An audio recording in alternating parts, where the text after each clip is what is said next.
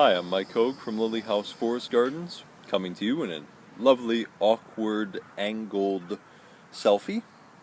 Yeah, looking pretty good right there.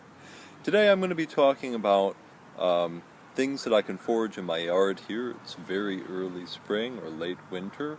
We've just had about a week of thaw, of no snow cover on the ground. There's already a lot of things that we can eat here in our garden. A lot of them are here because we put them here. But a lot of these things you could find around anywhere in the Great Lakes region. So let's go take a look and see what I've been eating lately.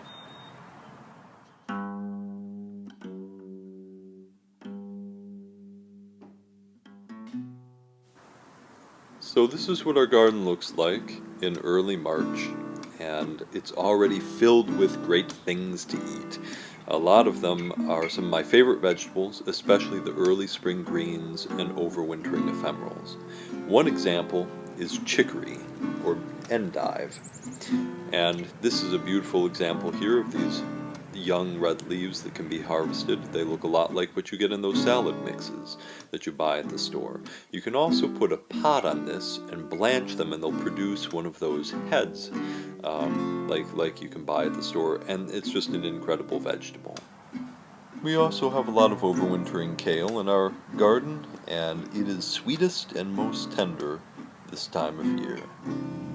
Salad burnet is a vegetable that grows wild in a lot of places, though we've planted it in our garden, and it's fantastic.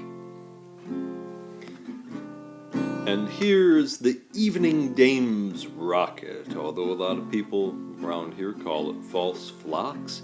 I think it's a beautiful plant. A lot of people consider it invasive, so why not eat it?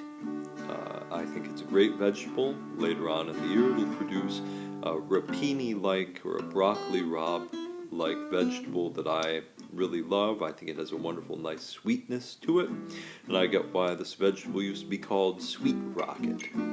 The leaves I wouldn't normally consider a choice edible, but this time of year I think they're pretty good. Here they are.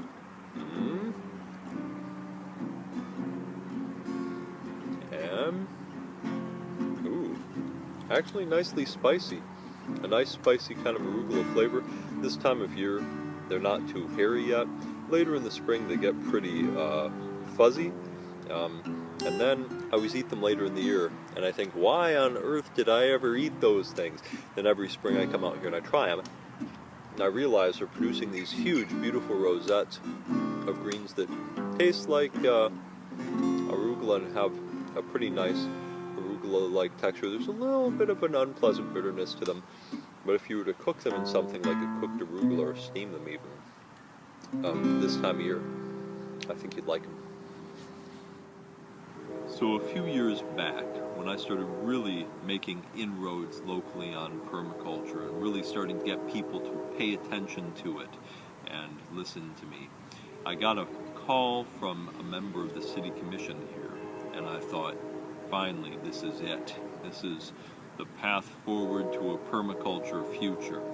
This guy gets it. So I set up a meeting. He took me out to lunch, and we got there, and I introduced myself, and he started immediately talking about a watercress sandwich that he had back in the summer of '69. And we talked for a full 2 hours about how delicious that watercress sandwich was. I mean, this was a very seminal moment in Western civilization, as far as I know, that watercress sandwich. So if you want your very own watercress sandwich, but can't afford watercress or know where to find it, this time of year your garden is probably filled with its cousins, peppercress. It looks a lot like watercress, and this time of year it also tastes and has a texture a lot like watercress as well. So I use it to make sandwiches. I put in a lot of eggs and omelet dishes and on top of pizzas as well. Growing next to it in a lot of those shots is my favorite onion, the Egyptian walking onion, which this time of year we like to dig up, pot up, and then bring inside. Actually, we do that all winter long like this, and they produce wonderful green onions all through winter. And right there is something really special. That is this summer's celery, cut from celery from the store, organic celery, which we're potting up and rooting, and then we'll plant it out in the spring. A collection of spring greens at Lily House that could make a really nice pizza. Here we have Egyptian walking onions, some garlic that can be harvested this time of year quite easily. Pepper cress is the thing that looks like watercress. The little mint is dead nettle. And of course there's some lemon sorrel. And all of those things can be used together as greens for a really nice pizza.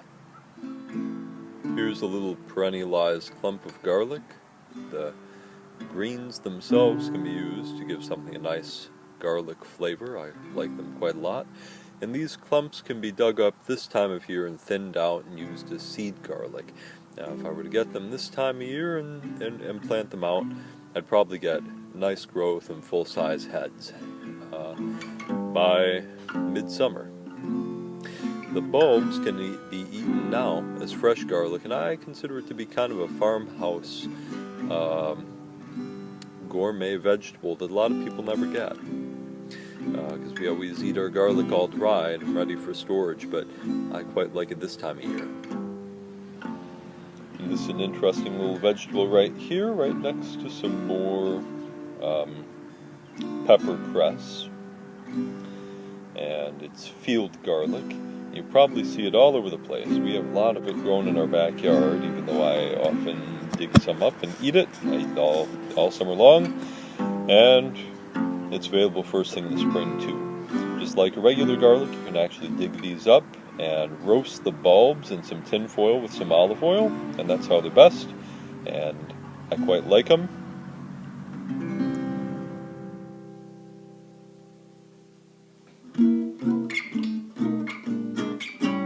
Okay, I just want to give you a little bit of an idea about this recipe. Here you can look at some of all the ingredients that I'll be using. That's our pepper cress, and here's our roasted field garlic. You also see the olive oil and the pita that we use.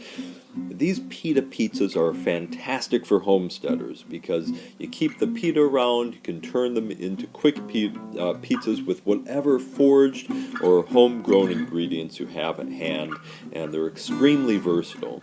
If you want to get gourmet about it, you can make your own Roman-style pizza crust, pizza dough, and that'll make them even better.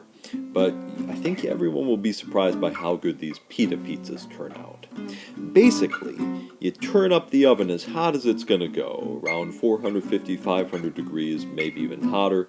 They'll cook up in just about 5 minutes, and basically if you've seen a pizza before, you're going to know how to put one of these together, right? You put some sauce on it, you put your ingredients and the cheese on there. These Roman-style pizzas, I don't use too much cheese or sauce, just enough. They cook up quickly and make fantastic pizzas. Bon appetit!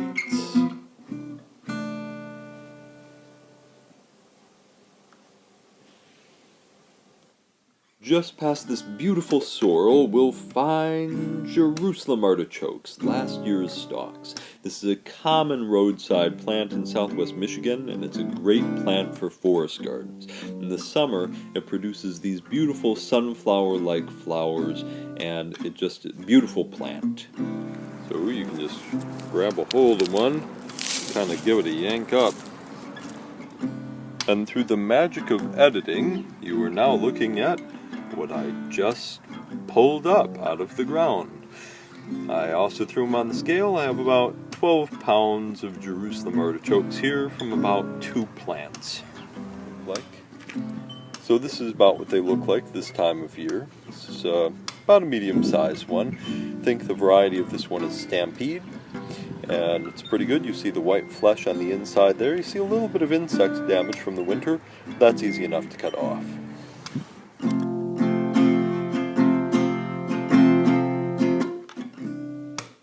Alrighty then, Jerusalem artichoke soup with roasted garlic, one of my favorite recipes.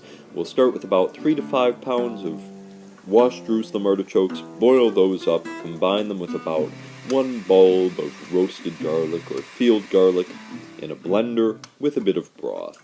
I usually use about 1 box of broth. Combine those, you have a fantastic soup. Jerusalem artichoke makes one of the finest textured of all cream soups. It's extremely versatile as well. So, bon appetit. So there you have it. Several of the things that have been on our plate recently at Lily House. Now if you'd like to find out more about foraging recipes, permaculture, and forest gardening, I hope you'll stop by www.lilyhouse.blogspot.com and take a look at what we have. Thank you for watching and have a beautiful spring.